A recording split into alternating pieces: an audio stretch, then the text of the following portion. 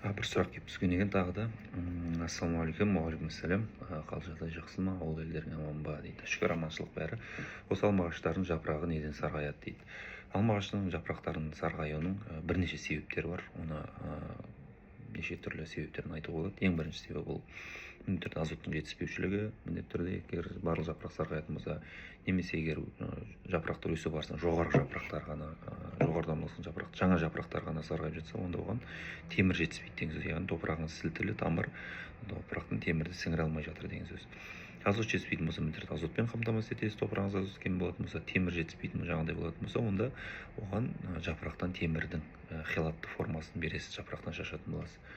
Одан кейінгі себептер: ылғал жетіспесе сондай болады.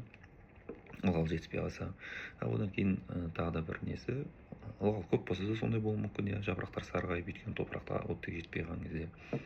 Одан кейбір аурулардан да болады.